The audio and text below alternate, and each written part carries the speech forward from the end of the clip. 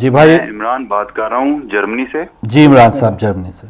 میرا سوال یہ ہے کہ جی حضرت ابو بکر، جی عمر اور عثمان، جی ان سب کے جنازے کس نے پڑھائے تھے؟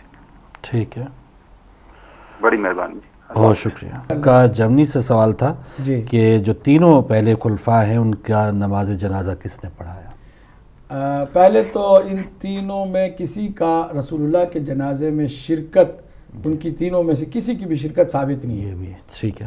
مستند کسی بھی روایت میں، مستند میں بار بار کہہ رہا ہوں کیونکہ بعد میں کور کرنے کے لیے جعلی حدیثیں بہت ساری بنا لی گئیں، ٹھیک ہے، لیکن مستند صحیح سند کے ساتھ نہ حضرت ابوبکر کا، نہ حضرت عمر کا، نہ حضرت عثمان کا، ان تینوں کا رسول اللہ کے جنازے میں موجود ہونا ثابت نہیں ہے. ٹھیک ہے.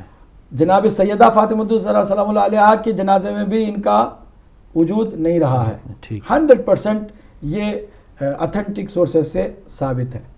اب یہ کہ حضرت ابو بکر کے جنازے کو کس نے پڑھایا؟ یقیناً حضرت عمر نے پڑھایا، کیونکہ مرنے سے پہلے ہی انہوں نے ان کو خلافت سونپ دی تھی، اور دستور یہ تھا کہ جو وقت کا ہوگا خلیفہ بعد میں وہ جو ہے وہ اس سے پہلے والے کو رخصت کرے گا.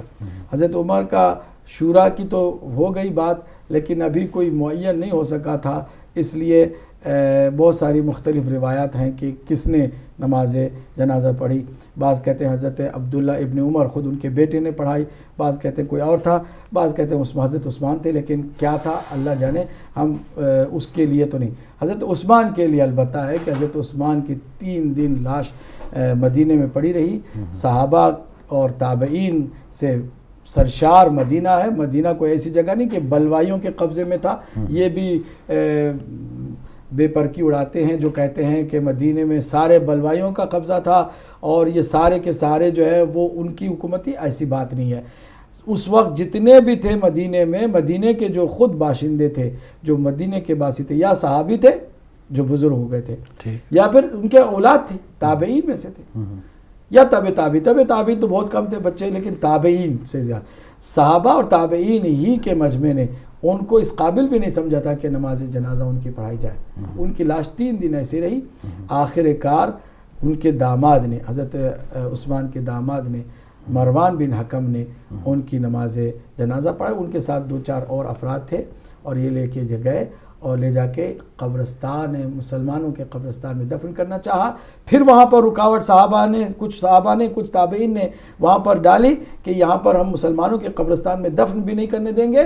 نتیجے میں اسی کے ساتھ ایک یہودیوں کا قبرستان تھا، وہاں دفن کیا. اور یہ الکامل فی التاریخ ابن اسیر نے واضح طور پر اس کو لکھا ہے کہ کچھ عرصے کے بعد جب معاویہ کے پاس حکومت تھی تو معاویہ ابن ابو سفیان نے بنو امیہ کے چشم و چراغ حضرت عثمان کی اس قبر کی نشاندہی کر کے درمیان میں جو قبرستان کی دیوار حائل تھی کہ ایک طرف مسلمانوں کا قبرستان تھا، دوسری طرف یہودیوں کا، اس دیوار کو ہٹا کر کے مسلمان قبرستان میں اس کو بھی شامل کر لیا. جو آج آپ جاتے ہیں تو ایک ہی قبرستان لگتا ہے، جبکہ یہ 2 الگ الگ قبرستان تھے، ایک یہودیوں کا تھا، ایک مسلمانوں کا تھا.